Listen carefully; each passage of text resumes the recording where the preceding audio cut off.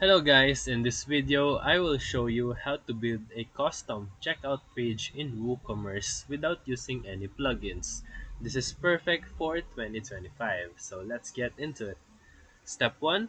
Go to your theme folder inside WordPress and locate the checkout template in WooCommerce's folders. Step 2. Copy from checkout.php into your child theme under WooCommerce/checkout.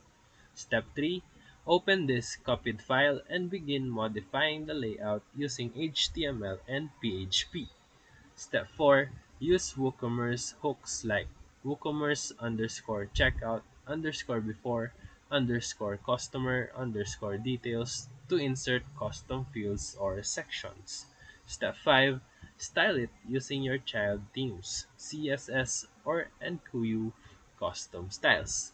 Step 6. Save, refresh, and test your new checkout layout. And that's it. You now have a custom WooCommerce checkout page with zero plugins. If this video helped you, feel free to like and subscribe for more quick tutorials, reviews, and comparison videos. Thank you for watching.